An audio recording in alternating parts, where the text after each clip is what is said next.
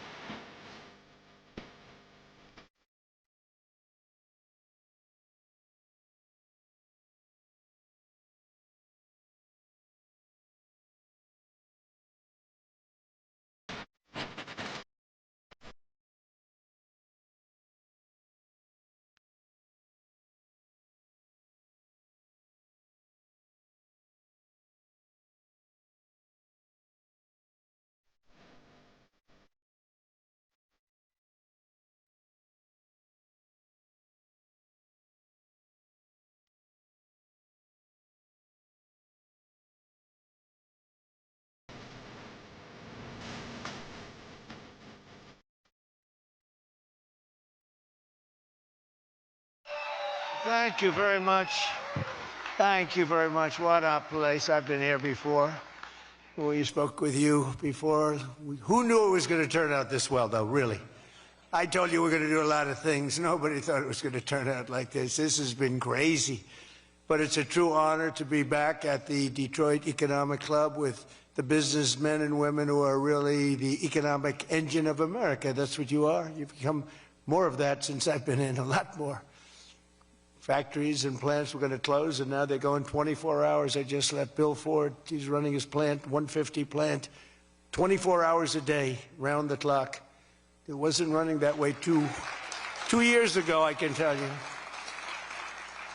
But it's the complex that Ford Motor Company so cherishes. It was a pleasure to see that the crown jewel of Detroit auto industry is what they call it, is still going after 100 years. Can you imagine over 100 years? I especially want to thank the president of the Detroit Economic Club, Steve Gregorian. Where's Steve? Steve? Where's Steve? Hi, Steve. Nice-looking man. Nice-looking guy. And board chair Sandy Pierce. Thank you very much, Sandy. Thank you very much. And we have some very special people here. We have a man who's doing a fantastic job. I get angry at him every once in a while, but very, very seldom, because he's got what it takes. Treasury Secretary Scott Bessent. Scott? Hi, Scott. Hi, Scott. What a good guy. He's got a good pulse, doesn't he? Good pulse of what's going on. Thank you, Scott. He's been great. Michigan House Speaker Matt Hall. Matt. Hi, Matt. We did good in Michigan, Matt. We won the whole thing in Michigan, didn't we, huh? 3 times we won. You know that, right? They didn't give us credit the second time, but we won the second time. But we made the last one, Matt, too big to rig, right? That's what you got. That's the only way you win races in many cases. I got to tell you, it's too bad. I think they should get voter ID. Wouldn't it be nice? The Democrats are totally against voter ID. Who's against voter ID? How can you even campaign? We are against voter ID. How do you not get voter ID You know what it means, Matt, right? When you're against voter ID, you want to cheat. That's all. There's only one reason you want to cheat, and they do cheat. It's terrible. Michigan Senate Republican leader Eric Nesbitt. Thank you, Eric. Thank you. Look good, Eric. State Senator Jim Runstad. Jim, thank you. Thank you. Thank you, Jim. Former Congressman Mike Rogers, who's running for the Senate, and he'll be a great senator. And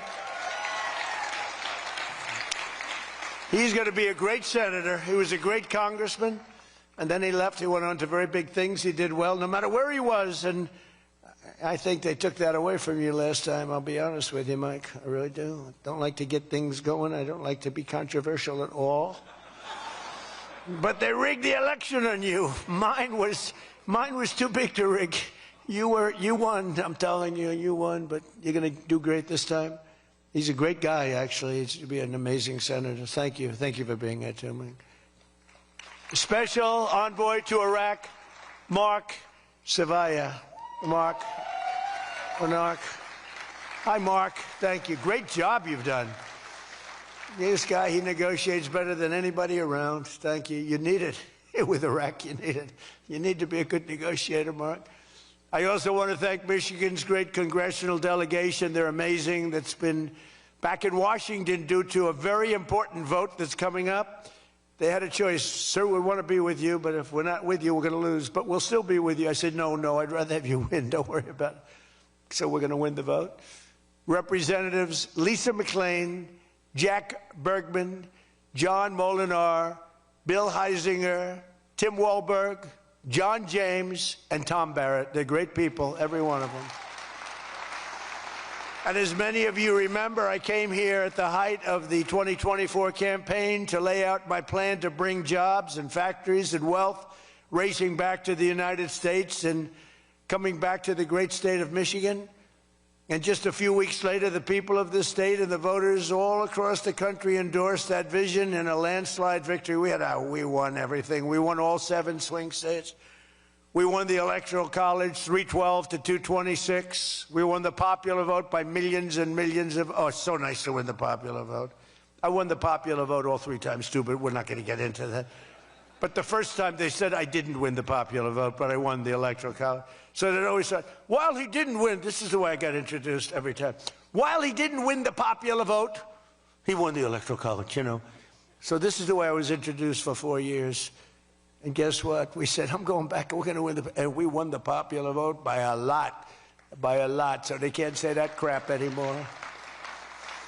And the thing that was most impressive, we won 86% of all counties in America, 2,700 to 525. Think of that, 2,700 to 525. And that's why when you look at the maps on Republican, Democrat, with red being Republican, as most of you know by now, I think, every once in a while you see one where they have it reversed. I said, why would you do that? Well, we think it looks better. I said, look, red is Republican. Let's not try and change the voters' minds on things. Just do it that way. And the map was virtually all red. That was about the counties. That was the 2,700 to 550, I think is the exact number. Most importantly, we won a historic mandate to make America great again. And that's what we're doing. We're making America great again like never before.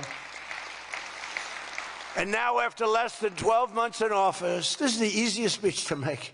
I have great people, and all I'm doing is spewing off what the hell we've done. Even Venezuela wasn't too bad, was it, huh?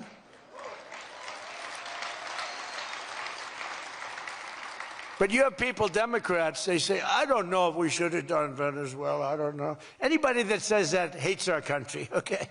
That was as flawless an attack as there has ever been. And they asked us to help them. They have 50 million barrels of oil. They said, take it. It's $5 billion. And we did. We're working with the Venezuelan people and representatives, and it's amazing. But that was an amazing situation. But we did al-Baghdadi, flawless. We did Soleimani, flawless. We did the Iran nuclear attack where we wiped out their nuclear capacity, which would have been very bad. You wouldn't have peace in the Middle East, flawless. We did them all flawless. I want to keep it going that way, too. I like flawless. Think about Jimmy Carter, the great Jimmy Carter, with the helicopters crashing, the hostages all over the place. Remember that one? Think about Sleepy Joe Biden with Afghanistan. What a disaster. The most embarrassing day in the history of our country, in my opinion. Real dope. Now, after less than 12 months in office, I'm back in Michigan to report to you on the strongest and fastest economic turnaround in our country's history. It's really been historic. There's never been, we're not 12 months, we're through 11 months. We've got $18 trillion being invested in our country. The most of any country ever was 3. We're at 18. There's never been anything like this. You are so lucky I allow you into this room to even be with me. I'm kidding. I'm kidding. The fake news will say Donald Trump thinks he's hot stuff. Right now I'm feeling pretty good, though, I will say. Oh, you're so lucky to be here. Under our administration, growth is exploding, productivity is soaring, investment is booming, incomes are rising, inflation is defeated, America is respected again like never before, and other than that, we're not doing that well. Now, think of all those things I just said. Every single, inflation down, growth at an all-time high, stock market every day, 48 days in a row, 48 days during the course of 11 months, we hit a new high on the stock market, all of them. 1 year ago, we were a dead country. Now we are the hottest country anywhere in the world. That was said to me by many leaders.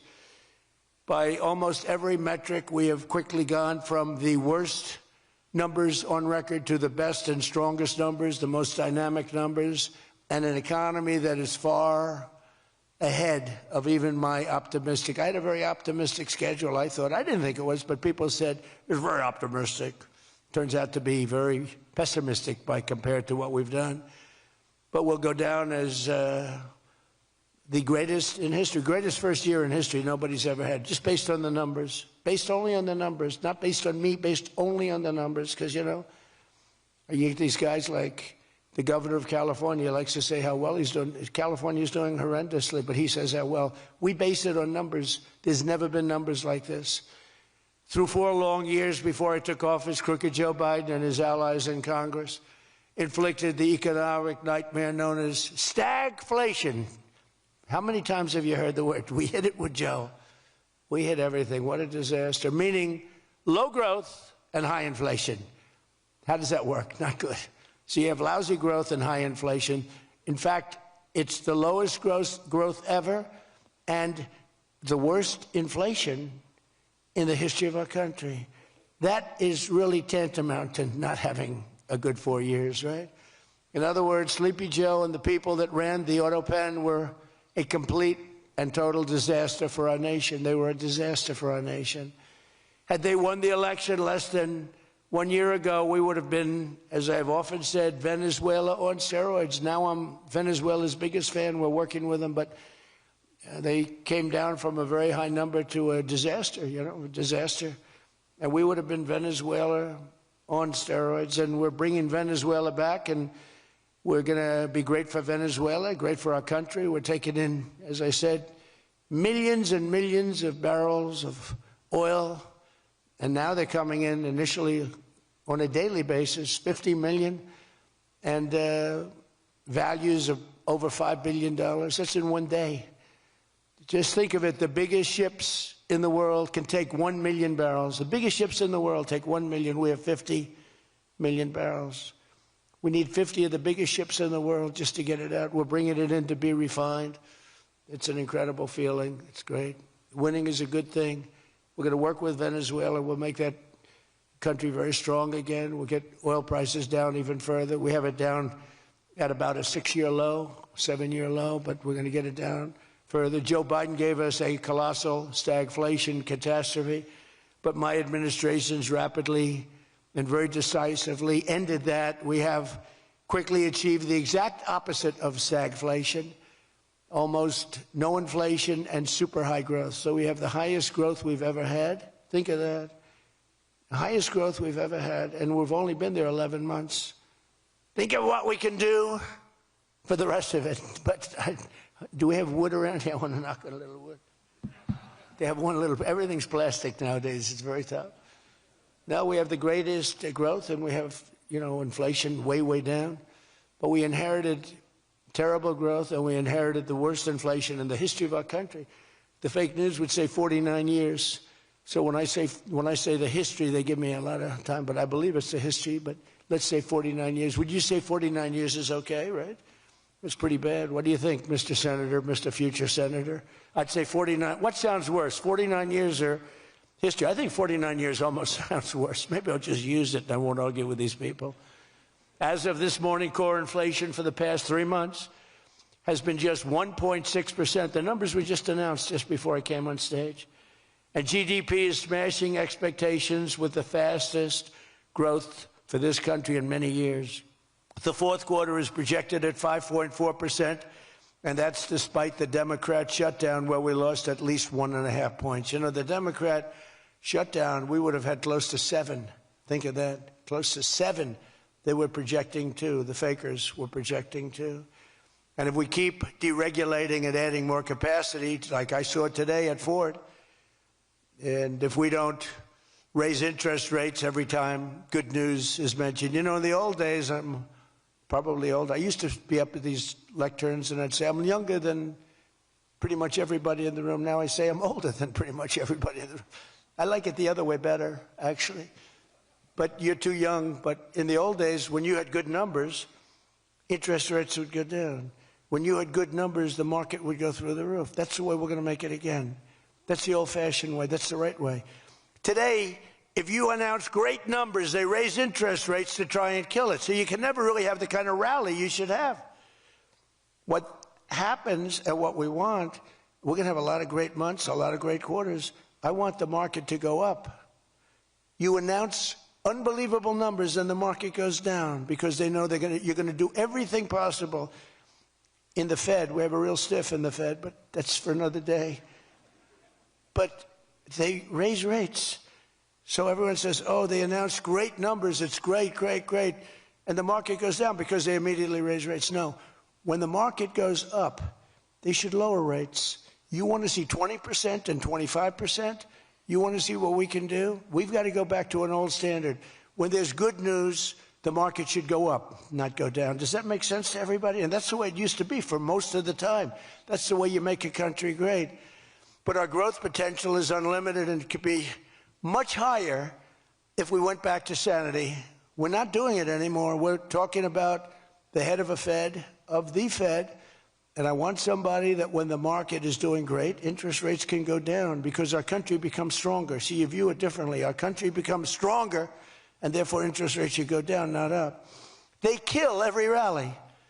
If it's, no matter who, if it's beyond me as president, it's no matter who's president. You have a good quarter, and they want to kill it because they're so petrified of inflation. And growth and inflation don't necessarily go hand in hand. You can have growth and very low inflation. In fact, oftentimes growth is good for low inflation. So we're going to work on that, Scott, right? I think we're going to work on that very hard. I mean it so strongly. It's sickening. We announce good numbers, and we see the stock market drops 300 points. I say, what the hell is going on? Do you agree with me? It should be just the opposite. All right, Scott agrees, so I'm very happy about this. That means if he didn't agree, I wouldn't do it. But we're already growing double, triple, and even quadruple the speed of almost every other major economy on Earth. We're the #1 economy on Earth, too. And the results are in, and the Trump economic boom is officially begun. It's really begun almost from the beginning. It almost begun, if you look at it, really from November 5th. You know, on another metric, just before the election, it was almost impossible to get people to join the military. We had the worst enlistment in the history of our country, the worst. You couldn't get people for the Army, the Navy, the Air Force, the Marines, Space Force, the Coast Guard. You couldn't get people.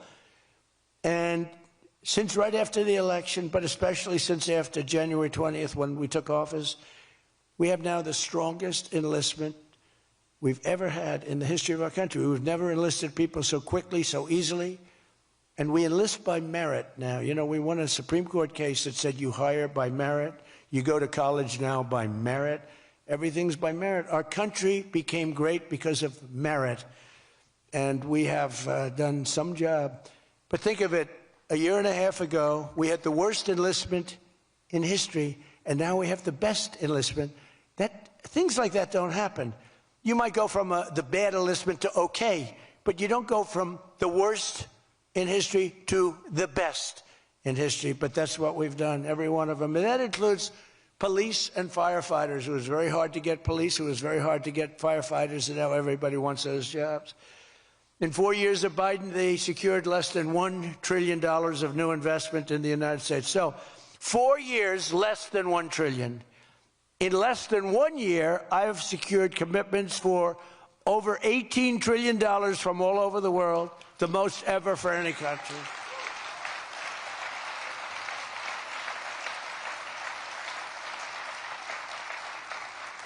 Think of that, though. They did, and I'll tell you what, had she won, it would be a disaster, because you would have had people leave. You would have not had $1 trillion. You would have had $5 trillion, $10 trillion leaving the country, and your welfare would have doubled. When you look at what's going on in Minnesota, is that a disgrace? Is that a disgrace? But we'll talk about that. Under Biden, we had the highest trade deficit ever recorded, losing more than $1 trillion every single year. How about that? It was killing Michigan, and everywhere else in our country was being absolutely destroyed. But in a matter of months, largely because of tariff income and the election result, we've slashed that gaping trade deficit by, in a short period of time, 62, it just came out, 62%. People are stunned. The fake news back there, look at those cameras rocking and rolling. No, the fake news back there is, they're very upset about it, actually, but they're stunned. They can't believe it. We cut our trade deficit in actually 10 months was when the number came out. We cut it by 62%. It's going to go better than that now. The stock market is now the highest in history since the election. We've set all of those records, and I think an all-time record that's so important to me because so many people have them is boosting 401ks and retirement accounts for millions and millions of Americans, people that are in the police departments, the fire departments, people that are construction workers. A policeman came up to me recently, a nice guy guarding me. He's a perfect guy to guard me. He was a massive guy, big, strong guy. He said, "Sir, you made me look so good in front of my wife. My wife thought I was a horrible investor because every time I invested, we lost money. And we have a 401k, and I'm up like 85%. She thinks I'm Warren Buffett. She thinks I'm brilliant. She's now calling me brilliant. It makes my life much easier. I love my wife much more now. She calls me brilliant every time. I said, don't worry, you're going to do even better for the next 3 years. But one of the biggest reasons for this unbelievable success has been our historic use of tariffs. There was the tariff that made America strong and powerful in past generations, and then we got off it and we went to the income tax system. Great going, fellas. You know, we were the strongest in 1887, relatively speaking. That was around the McKinley time, and Teddy Roosevelt and some others, but we were really strong. It was all tariffs. And I know what happened. Some of these countries got together and they say, hey, convince the United States that it's no good, the tariff system is unfair to us. And so some genius, I know who, I don't want to get into it, but some genius said, oh, let's go to an income tax system. So instead of foreign companies and countries paying everything, the people started paying. And then after that, you had a depression, but that was a long time. That was in like 1913, you had the tariff switched into income tax. And then in and they like to blame tariffs. You ever notice they blame tariffs? No, they brought tariffs back in 1932. They brought them back to try and save the sucker. But it was in 1929, because a lot of people, you know, the anti-tariff people. Now, an anti-tariff person is a pro-Chinese person, like Coke. This guy's fought me in every election I've ever been in, and I've kicked his ass. He inherited a lot of money, and I don't know the gentleman. But he fights me, and then he goes out and says, I made more money with Trump than I ever made in my life. And then he supports these other people that were total losers, gives them a lot of money. But he made more money. Everybody makes money with me. I always made money for people. And now it's tariffs that are making money for Michigan, and the entire country is stronger and safer and richer than ever before outside of that period of time. Now, if they had what was called the Great Tariff Act of 1887 or something like that, and it was a great group of people like yourselves. They picked really smart people to sit on a committee. They had so much money they didn't know what to do with it, and they wanted to have the money given away. You know, we built the Panama Canal out of tariffs. We did a lot of things. Panama Canal was the single biggest investment, relatively speaking, that this country's ever made. Would be the equivalent of trillions of dollars today. And Jimmy Carter gave it away for $1. It was also the most profitable thing ever built. Thing. In other words, like buildings or casinos or anything, the most profitable thing ever built was the Panama Canal. And brilliantly, Jimmy Carter thought the country of Panama should have it, even though we lost 36,000 people to the mosquito. You know that, right? To the mosquito and a certain snake, which was not a very nice reptile. This was a brutal reptile. You got bit, it was over. It was just like, bye-bye, everybody. We lost 36,000 people. Malaria, the mosquito, and the snake. And he gave it away for $1. Well, at least we got $1. That's better than most of those guys do. We got $1 for that. Most expensive thing ever built, most profitable thing ever built, too. Makes so much money. Every prediction the critics made about our tariff policy has failed to materialize. The evidence shows overwhelmingly that the tariffs are not paid by American consumers, that they're paid by foreign nations and middlemen. And Scott went over that with us before, and they're paid by middlemen. They raise the thing. Countries get involved. They pay them because otherwise they won't have companies. They won't be viable. And we're the big beneficiary. Once again, the so-called experts were 100% wrong, and Trump was right. People of Michigan were 100% right. You elected the right guy. If you had the other person, everybody, we wouldn't even be having a meeting today, probably. There'd be no meeting. The Economic Club would be saying, like, man, we're doing bad. This is going to be awfully tough to get people to show up. This is going to be tough, the chairman.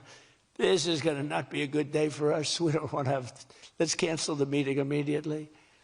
The Trump tariffs have delivered us trillions of dollars of new investment, unprecedented new partnerships on minerals, rare earths, defense, and artificial intelligence, and historic levels of foreign military sales. You know, you have the Supreme Court now going to rule on whether or not we can use tariffs. Can you believe this?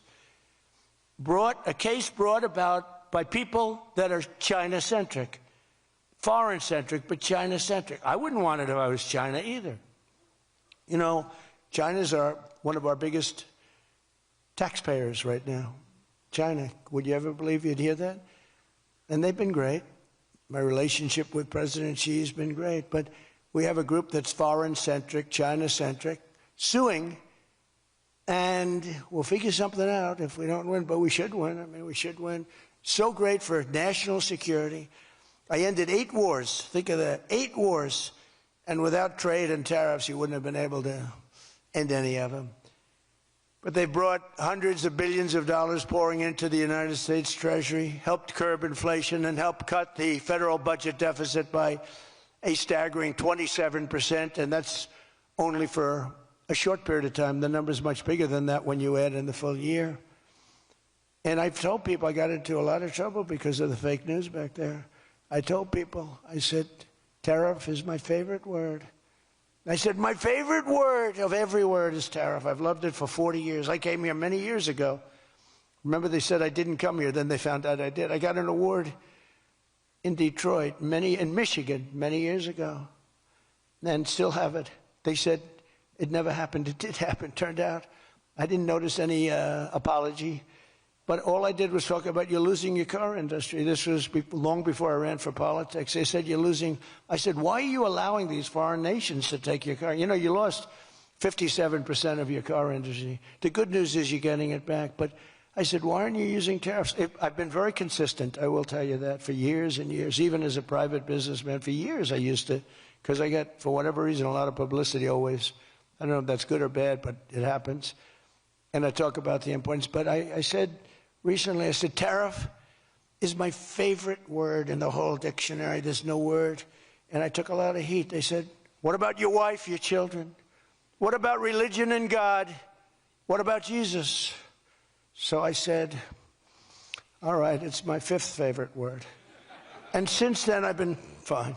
They hit me hard, these people, the fake news. They were killing me over tariff.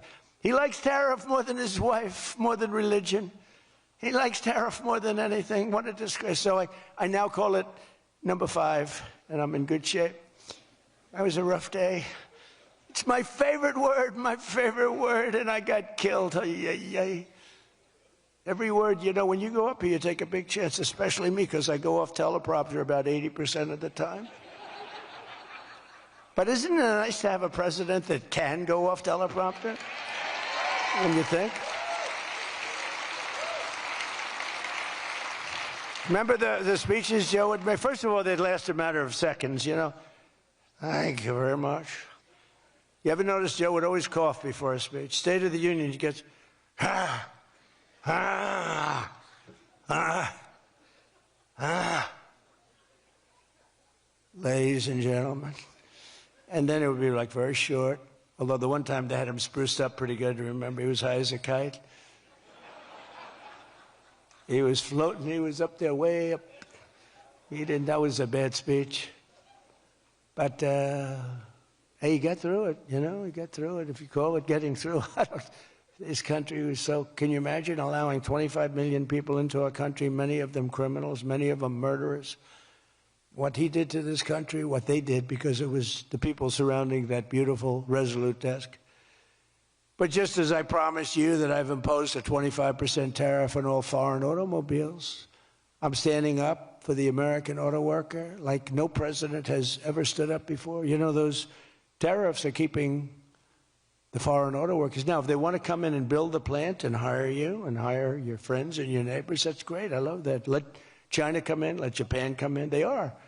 And they'll be building plants, but they're using our labor. U.S. auto factories are now seeing more than $70 billion of new investment. Think of that. They were leaving. They were all going. They were going in the opposite direction. Now they're pouring back. It's the greatest. Nobody's ever seen anything like it. And much of that money is coming right here to the car-making capital of the world, Detroit. You lost, I mean, so many places. Since I took office, Ford has announced it will invest $5 billion across its Michigan and Kentucky plants, creating 4,000 new jobs. GM is moving production of the Chevy Blazer and Equinox from Mexico right back here to America. Right? Is my favorite auto worker here by any chance? You know who I'm talking about? What happens? Where's Brian? Brian, oh, I see. He made some cash. He's after Florida. Oh, he's been very disloyal to Detroit. We're going to have to. He is such a great guy, right? Man, that guy fought for me when it wasn't the popular thing to do. He fought for me from day one. Well, you tell him I said hello to him, all right? That guy, he got it. 4 years ago, he got it, right at the beginning. He understood it better than anybody, better than the great economists. They had no clue. And Stellantis is investing $13 billion to expand its U.S.-based manufacturing plant by more than 50%. Stellantis doing a good job. Never before has an administration achieved such sweeping and dramatic turnarounds as has taken place just in this very short period of time. I mean, you're talking about 11 months. 11 months and you have a different business. 11 months and you're booming. I just spoke to an AI guy, and that's booming too. You know, we're leading China in AI by a lot. I'm letting them build their own electric plants because people are saying, you know, the amount of electricity they need twice as much as electricity currently in the United States for every other business, home, factory. They need double. So I said, we can't do that. And then I had the idea. When they build these $50 billion plants, I'm going to let them build, and they're already building big electric plants, take care of their plant. And any excess electricity, they'll sell it back to our country. It's an unbelievable, and therefore, we're going to build, I think if they really add it, you know, you hear how much, and I have great respect for China, but you hear they're building a lot of electricity, but we are too. But we're having it built privately. They're going to own their own electric. They're becoming their own electricity producer. And when they heard this idea, they thought it was great, but they didn't take it seriously because they said it's too good to be true. But then they realized that I was serious. So we're getting them 2- and 3-week approvals. They don't have to wait for 20 years before they get rejected. You know, in the old days, they had to wait for 20 years, and then they get rejected at the end of 20 years. Guys would give up their whole career trying to get one approval, and then they get rejected. In every aspect of our agenda, we're putting America first, and nothing will stand in our way. Nothing's going to stand in our way, nothing. So one of our top priorities in this mission is promoting greater affordability. Now, that's a word used by the Democrats. They're the ones that caused the problem. The one thing, they stick together. They don't have some of the people that we have. I don't know, it's a genetic thing. It's something in the blood. We got some real losers, mostly great, but I wouldn't use the name Romney because I'm in his sort of territory, so I would never use that name, but all right, I'll use it. They don't have a Mitt Romney that votes against everything. They don't have a Rand Paul that votes against everything. I got him elected twice. He was a stone-cold loser. I went to Kentucky where I won by a lot. I did a rally for him. Then I did another rally, he won. Then I went the second time, he won. Then he votes against all the time. It's just crazy. I don't get it. Then you have Lisa Murkowski and you have Susan Collins, disasters. And you had a gentleman from Indiana that I don't believe it, Todd Young, he voted against. And you'd say, why are you voting against? They can't give you an answer. They're unable to give you an answer. It's like, why are they against the attack on Venezuela? They're against the attack after they found out it was the most successful attack, probably the most talented, most brilliant tactically attack that we've had maybe in 100 years. And they're against it. Why? It's one thing if the attack failed. I'd probably do that too, a change. I'd be in favor. Then if it failed, I'd say, I told them not to do it. That's what they do. But here we have one of the most successful attacks ever. And they find a way to be against it. It's pretty amazing. But it's a shame. And we have some others, but not many. We have a great party, but we have people, the Democrats, whether you like them or not, they stick together like glue. They have horrible policy. Thank God they have horrible policy. Because they're smart, they're evil, they're vicious, but they have bad policy. For instance, you could be a genius and try selling men playing in women's sport. You can be a genius, try selling transgender for everybody, open borders, let the world come in, let the world's prison population come into the United States, including all of the murders, 11,888. That's what we're trying to get out of Chicago and Minnesota and these places. So they stick together, which I admire because I'm a very loyal person, but they have horrible policy. Can you imagine if they had good policy? They were on this morning talking to all the reasons that men should be playing in women's sports. They had a football guy there, flag football. This guy was like 6'6". He weighed 290 pounds with zero body fat. And they had a few young women. They were the size of his leg. He wouldn't have had to run. He could have just walked. They couldn't have done a thing about it. 10 of them would have to jump on him that wouldn't have had any impact. I don't think he would have been like a fly. It's so ridiculous. It's so demeaning to women. It's so demeaning. Look at the weightlifting records. I mean, the record got beaten by 112 pounds, a record that stood for 18 years. 1 ounce they'd put on, stood for 18 years. Guy comes along who was a poor lifter as a man. He was at the lower portion of the class. Comes along and broke the record by 112 pounds. Think of that. They've fought for years to beat that record. How about the swimming records? I mean, you can go to sleep during the time the man comes in and the woman. You can go take a nap for a little while. How about the long-distance race that took place not so long ago? Long distance, these marathon deals. They had top men, top women. The man came in. The woman came in 5 hours and 14 minutes and 36 seconds behind the man. Think of it. You're waiting. The man comes in. Now you're waiting 5 hours. What do you do if you're the parents? You go home and sleep for a while. Who the hell wants that? It's so demeaning to women and who are great athletes. It's so demeaning to them. And it's right now in the Supreme Court. I can't believe it would even go to the Supreme Court. I mean, could you imagine 20 years ago talking about men playing in women's sports? They'd think you're crazy. Or transgender for everybody? If you said there will be no mutilation on children, that's one of my standard lines. We will not allow the mutilation of a child. Can you imagine having to say that 15 years ago? People would say, is that guy crazy? Of course we won't. But we're living in a different time. It's a crazy time we're living in. After real wages plummeted by $3,000 under Sleepy Joe Biden, real wages are up by $1,300 in less than 1 year under President Trump. For construction workers, wages are up $1,800. Don't forget, they were down $3,000. Factory workers over $2,000, and for many other workers over $5,000. And I just gave the military, because we're doing so well with taking in so much money with the tariffs, I just gave them $17.76. You saw that, right? Did you see that? They had 75, and I said, you know, if you had one more dollar at $17.76, they said, that was a good idea. We could afford one more dollar. We gave them $17.76. Meanwhile, grocery prices are starting to go rapidly down. Rent is down. Airfares are down. Hotel rates are down. Cell phone prices are down.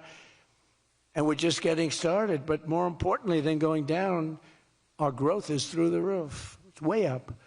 Among my first acts in office was to end the radical left war on oil and gas and stop the crusade to kill American energy, and frankly, to open up cars so that you don't have to have an electric car. I love electric cars. I think they're great. I like Elon a lot. I don't think he was too happy with my policy of opening it up, and I can understand that. But I've been saying it for 4 years. They wanted everybody to have an electric car in a very short period of time. There was no way to build the stations. There was no way to get it done. I want you to have gasoline-powered cars. I want you to have electric. I want you to have hybrids. I want you to have everything. Hydrogen, I don't know about. I'm hearing it's not testing so well. It's fine, except when there's an explosion, you're a goner. Now, have you heard that with hydrogen? One guy is trying to sell hydrogen, and I say, yeah, but, sir, that only happens 1 in 100. Oh, great. When it happens, they find the body like 300 yards down the road. So I said, I'll pass on hydrogen. Maybe there's something I don't know about, but is anybody in the hydrogen car business? Gasoline is now under $2.50 a gallon in 17 states and under $2 in many places. We have some states it's $1.95, $1.99, $1.97. As we speak, these are gas stations, and think of that. We have gas stations in the Detroit area where you can fill up for less than $2.30 a gallon, whereas 2 years ago it was $4.50, and in many places it was way over $5. Think of that, $2.30. You see it. That's like a massive tax cut, which we gave you under the great big beautiful bill, by the way. No tax on tips, no tax on Social Security, no tax on overtime. And with our extremely successful operation in Venezuela earlier this month, that number soon is going to go lower because we're going to have a lot more energy. We're going to have a lot more, as opposed to a country that's going to be totally shut down. No fuel, no gasoline. And it's, you know, they say it's got more than Saudi Arabia. Who knows? It's got a lot. And by the way, to all Iranian patriots, keep protesting. Take over your institutions if possible, and save the name of the killers and the abusers that are abusing you. You're being very badly abused. If the numbers are right now, I hear 5 different sets of numbers. I hear numbers, look, 1 death is too much. But I hear much lower numbers, and then I hear much higher numbers. But I say save their names because they'll pay a very big price. And I've canceled all meetings with the Iranian officials until the senseless killing of protesters stops. And all I say to them is help is on its way. You saw that I put tariffs on anybody doing business with Iran. Just went into effect today. And I say make Iran great again. You know, it was a great country until these monsters came in and took it over. And it's all very fragile. It would have happened to us, I'm telling you. If I didn't win this election, it would have happened to us. In the coming weeks, I will be laying out even more plans to help bring back affordability. And again, remember, that's a fake word by Democrats. Prices were too high. They caused the high price. They never want to talk about affordability. They always go, this is an election about affordability. I say, they caused it. But they're good at that stuff. They're good at that stuff. They're fake, and they're good at that stuff. It's an election about high prices that was caused by the Democrats and that I brought down a lot. And remember, when you see energy coming down like I brought it down, and gasoline coming down, that brings everything else down. It's so much bigger than any other factor. When gasoline gets to be $1.99 a gallon, everything comes down. The donuts come down, the truck that delivers the donuts, the stove that makes the donuts, the whole thing, it all comes down. And it's coming down much faster than anybody can even believe. And remember, though, I always say, because, you know, normally when that goes down, the world comes down. That's the bad way of bringing it down. Our growth is through the roof. So I always want to say that whenever I say prices are coming down, but our growth is going way up. Two beautiful events, the exact opposite of the Biden administration. As part of those efforts at Davos next week, I'm going to provide much more detail about our housing policies so that every American who wants to own a home will be able to afford one. We have some great things happening with housing, as you know. You saw the $200 billion buy-in on bonds and mortgages. This will include a ban on large institutional investors buying up single-family homes all over the country and making it impossible for people to buy a home. And I've also announced that the U.S. government is purchasing $200 billion of mortgage bonds to bring down mortgage rates, and it's had a huge impact. It's already started. And just last week, the average 30-year mortgage dropped below 6% for the first time in many years. It's coming down very rapidly, and that's not with the help of the Fed. If I had the help of the Fed, it would be easier. But that jerk will be gone soon. In addition, I proudly called for the credit card companies to cap interest rates at 10% for 1 year because they're getting 28% and 30% and 32%. And it's unfair. The rates are way too high. To provide further relief to hardworking Americans, we'll also be confronting one of the biggest factors in driving up prices, the monstrosity known as the Unaffordable Care Act. You know what that is, right? It's Obamacare. It's a great name, Unaffordable Care Act. Nope. Did anybody ever think of that one before? It's true. It's the Unaffordable Care Act. Obamacare was a gift to make health insurance companies rich at the expense of the American people. In particular, the so-called enhanced premium tax credits were a corrupt payoff to the insurers, whose stock prices went up more than 1,000% after Obamacare was signed. I want the same money I want it to go directly, very simple. I want the money, those big amounts of money paid for by the government, to go directly to the people so they can buy the health care that's right for them. They can negotiate their own deal, health care savings account, but they'll buy their own health care. And everybody loves it. That's why later this week, I'll announce our health care affordability framework that will reduce premiums for millions of lower drug prices, delivering price transparency and demand honesty and accountability from insurance companies all over the country, all over the world, actually. Health care costs will come down very fast with my most favored nation executive order. We're doing most favored nation drug prices. When we would have drug prices stay the same, everybody thought it was great. They're going to be coming down thousands of percents. We're standing up to special interests and slashing prescription drug prices by 300, 400, 500, and even 600% and more. I mean, think of that. On that alone, we should win the midterms in a landslide. I'm doing favored nations. The country that pays the lowest price in the world is the price that we're going to pay. And we got that because of tariffs, because I said to the countries they wouldn't approve it. The drug companies were tough, but they were fine. But they said the countries will never do it because you have a pill that sells for $10, you have to sell it for 20 or 30, so you'd have to double or triple the price of their health care there for prescription drugs. Ours would come down from $130 to $20.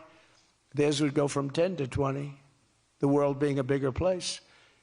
And it was unbelievable, but the countries wouldn't do it. So I called the countries. I said, if you don't do it, then I'm going to put a tariff on you. And the tariff's going to be 20 times more than the cost that you're having to pay for fair health care. And every one of them said, sir, we agree with you 100%. We would be honored to do it. It was really rather amazing. We could never do it.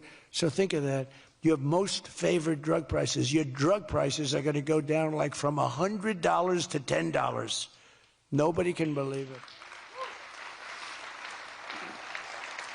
And we can't get the fake news to write about it. It's the biggest thing to happen in medicine. It's the biggest thing to happen in healthcare. And I cannot get the New York Times, I cannot get anybody to write about it. When we got it done and we announced it, it was on a page way in the back of the New York Times. Same with others. They don't want to talk about it. You know why? Because it's so good. It's the biggest thing to happen. Over the past 12 months, almost every promise I made to you right here in 2024 has been kept. I've kept all my promises and much more. I mean, I've given you much more than I gave you promises, and I produced much more than I said I was going to produce. I gave you the largest tax cuts in American history. cutting taxes across the board in the great, big, beautiful bill. And as I told you, I mean, who would have gotten you no tax on tips, as I said before? No tax, I say it over and over again, no tax on overtime, no tax on Social Security for our seniors. Any senior should be voting for us because the Democrats won't do this. It doesn't work for them. And we also made interest on car loans fully tax deductible so that when you go out and buy a car, if you have a mortgage or you get a loan on a car, you're allowed to deduct interest for the first time ever. That's never happened before. But only for cars that are stamped with the beautiful words, made in the USA. In other words, we're only letting that take place if the car is made like in Detroit or in the USA. Our tax cuts also provided 100% bonus depreciation on all new equipment and capital investments, meaning that for any manufacturer looking to bring production back to America, you can write it all off, everything, not in 38 years, not in 44 years, in 1 year. You write the whole thing off in 1 year. That's the biggest thing there. I think that's the biggest thing. That's the big job producer. And I've cut an unprecedented number of burdensome regulations. We're number one in the history of our country in cutting regulations. I promised to cut 10 old regulations for every one new regulation. So if we put on a regulation, the only way I'll allow it to happen is if the secretary, like Scott Bessent, cuts 10 old regulations. But instead, last year we actually cut 129 regulations for every one that we put in. Think of that. So nobody's ever cut regulations like I have. I terminated the insane electric vehicle mandate and ended the war on internal combustion engines once and for all. Those engines were gone. And some people like them. And if they like them, great. And if they like electric, if they like any form of propulsion, any way you want to propel your car is okay, except for a couple of them, as I discussed. I permanently stopped Joe Biden's ridiculous CAFE standards. You know what the CAFE standards are? They're standards that make it impossible for you to build a car affordably. They make it impossible for a car to really work right. The CAFE standards sound so nice. The CAFE standards, it's environmental standards that are impossible to meet. And we're canceling the EPA's absurd tailpipe emission standard, one of the worst ever. And I revoked the California emissions waiver to stop San Francisco communists from regulating automobiles all over our nation, all over our world. Boy, I have done so much for the car industry. It's crazy. Nobody thought it was possible to do this. And that's why your industry, and not everybody's in the car industry. How many people are in the car industry in this room, in one way or another? That's a lot, relatively. It's not bad. Another urgent priority for bringing down the cost of living is to stop the colossal fraud that is bleeding American taxpayers absolutely dry. The fraud being committed by the Somali population in Minnesota. Have you heard of them? They're lovely people. Is monumental. And California, Illinois, New York, and others are just as bad. Our country has been losing over $500 billion to fraud every single year, but those days are over. We have the best group you've ever seen assembled going after fraud. In Minnesota, we're cracking down on the Somali scams, ending the brazen and shameless theft of taxpayer dollars. Well, it's going on in Maine, too, with Somalis. You know, and they don't take our ships anymore. You know why? We hit them with the same missile that we used to hit the drug dealers coming in with the boats. You know, we have drugs coming in by sea down 97%. You've seen that? 97%. And we're trying we're really trying hard to find out who the hell is the other 3%. But we have them down 97%. And we're going to start hitting them by land, too. The hard part is done. By sea, nobody's coming. It hasn't been great for the fishing industry, however. Those that have a fishing boat, they're having a hard time getting customers. But you can't have everything. Nobody wants to go on boats. Nobody wants to go like 25 miles an hour. When you see a boat with 5 engines on the back of it going 65 miles an hour, and it's loaded up with hundreds of bags that you see cellophane with white, typically it's not fishing. How about the couple of submarines we took down? We took out 2 submarines, and the Democrats say they were fishing. No, they were submarines. They were actually, They build a very fast, it's a drug-carrying submarine. They have a lot of money. And we took them out, and the Democrats claimed that they were fishing. We shouldn't ruin people's beautiful fishing journey. It's unbelievable what we have to go through. It's really a shame, actually. We froze it all, children's payments to those states that we're talking about, and we will now require proof of attendance in order to receive federal funding for child care or any of that. How about all these child care places in Minnesota where there is no children?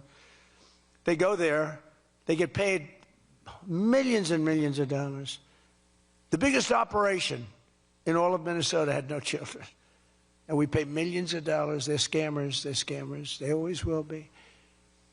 And we're getting them out, and we're not going to pay them. We're not going to pay Minnesota. Right, Scott? We're not paying Minnesota any more money for that, any of that crap. It's a big scam. It's a giant scam run by an incompetent, crooked governor. He's an incompetent, crooked guy.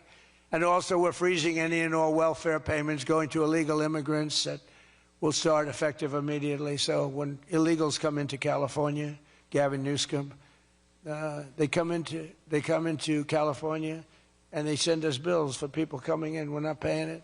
So we're working on that very strongly. Just don't pay it. As Nancy Reagan would say, just say no. You remember Nancy Reagan? Just say no to drugs. It's a little more difficult than that, I guess, right? But just say no. Additionally, from this moment forward, if you're on public assistance, like almost all Somalis are, did you see where 94% of them are on public assistance? You can't wire money out of the country back to your bank account from where you came. But more importantly, we probably aren't even going to give them the money anymore, the money going to them, because of the tremendous abuse and probably illegality being perpetrated on our country. We're not going to give them the money. We're not giving them the money. It's massive numbers of people are scamming our country. You know, they came from a place with nothing, and they come here and they drive around in Mercedes-Benz. You know, the Mercedes-Benz dealers do well in that area of Minnesota. Can you believe it? They have nothing. They get welfare payments, and they have Mercedes-Benzes. It angers me so much, but we're going to straighten out our country. This was done under Biden and Obama, very much under Obama. It all started under Obama. And we just can't. We've got a great country. We're not going to screw it up. But this was one of the great scams ever. They have the same thing, Somali in Maine. Who would think? I never saw that happening. But in Maine, it's really crooked as hell, too. But it's not just Somali. It is them, but it's not just. There are many other places, many other people. The whole country. If we stop this fraud, this massive fraud, we're going to have a balanced budget. That's how much money you're talking. We'll have a balanced budget without all the growth I'm talking about. And then you add the growth, we got one hell of a country. We're giving 90-day notices to places like California, Scott. Right away, we're going to send out that notice. Who would bill the federal government as people poured into the state to send those people back, because no country can afford to do it. No country can afford to take in millions of people, pay for their education, their health care, their hospitals. You just can't do it. And we all have a heart. You can't do it. But many of those people are murderers. They're people released from jails, prisons, mental institutions, insane asylums. They're people that are drug dealers. They're addicts. Additionally, starting February 1st, we're not making any payments to sanctuary cities or states having sanctuary cities, because they do everything possible to protect criminals at the expense of American citizens, and it breeds fraud and crime and all of the other problems that come. So we're not making any payment to anybody that supports sanctuary cities.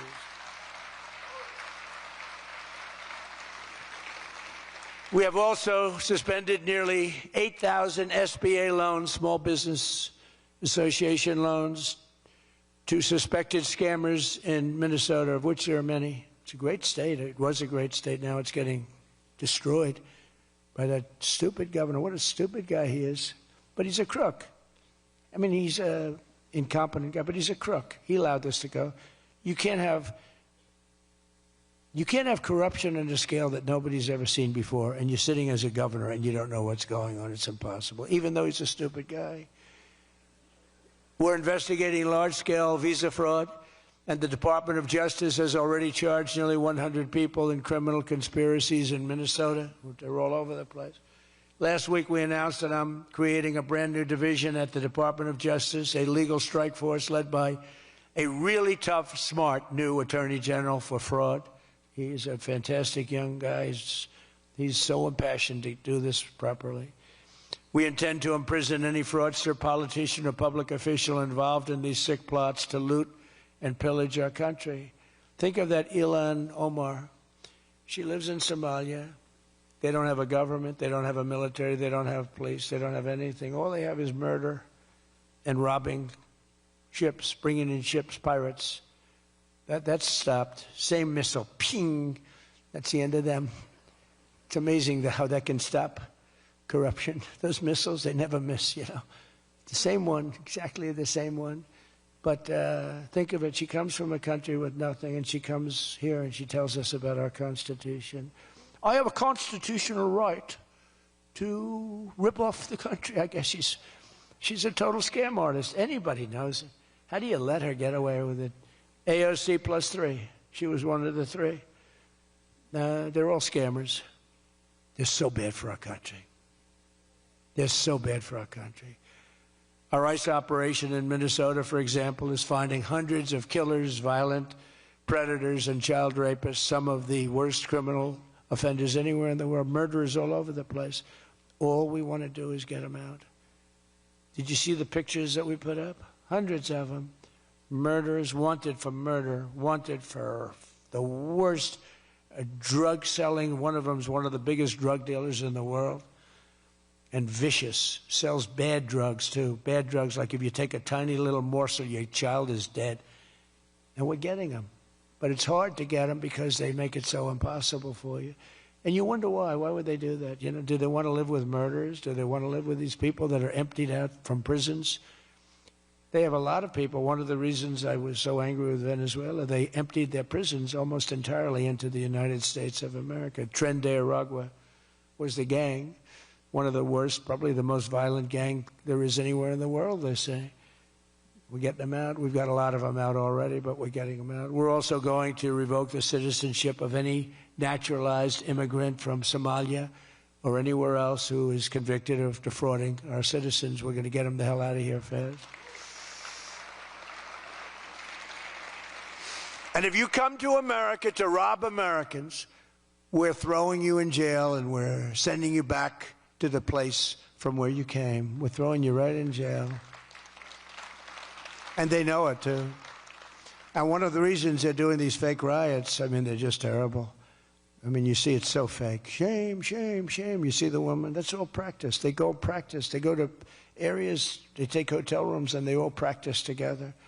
It's a whole scam. We're finding out who's funding all this stuff, too. We pretty much know.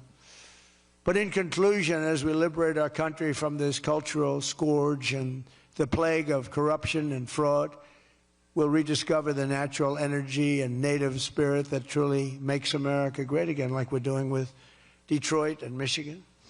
If we get rid of fraud and do our job properly on the trillions that are being extorted out of our country from corrupt and incompetent governors like Gavin Newsom, J.B. Pritzker, and Tim Walz, we will very soon have a balanced budget, and that's the kind of money that we're talking about. We're talking about massive amounts of money.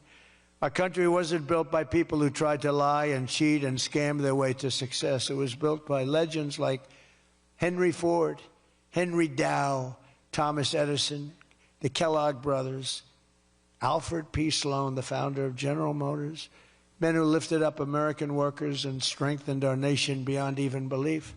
And we're doing the same exact thing right now. I think we're doing it even better. This is the fierce spirit of patriotic free enterprise that we're now unleashing once again. We are unleashing it like maybe never before. Together we have turned the page forever on the failed left-wing model that makes our America poor, desolate, and makes people feel sorry for us. That's what we had. We had a country where our leader was laughed at and our country was scorned. We had a country that was laughed at. They laughed at us. 2 years ago, they laughed at us. They thought we were fools. They thought we were stupid people. Now we're seeing that they're not the smart ones. We are. But we have a great America, and we're going to enrich it. And foreign nations, foreign migrants, criminal fraudsters, and corrupt politicians are not going to play a role anymore. They're going to be in jail. Under the Trump administration, we're reclaiming America's dignity, rebuilding America's wealth, and we're putting the productive, hardworking American citizen at the center of every single thing that we do. They were the ones that built America, and they will build it up again, and that's what they're doing at levels nobody thought was possible. So today, after less than 1 year, our border is secure. Remember, they talked about the border, how bad? In 3 weeks, I didn't go to Congress. I said, secure our border. And they did. Remember Biden, he said, I have to get approval from Congress. Had nothing to do with Congress, had to do with respect. Our spirit is restored. Inflation is stopped. Wages are up. Prices are down. Our economy is booming like I think you'll see soon, like never before. Our military is strong and unprecedented. I rebuilt our military in my first term. Our workers are thriving, and our auto industry is returning to the country where we all began and where it all began, and frankly, a country that we love. The United States is winning again, and we're rapidly making America and the great state of Michigan greater and more prosperous than ever before. I want to again thank the Detroit Economic Club. You do a fantastic job, so respected. God bless you, and God bless America. Thank you very much, everyone.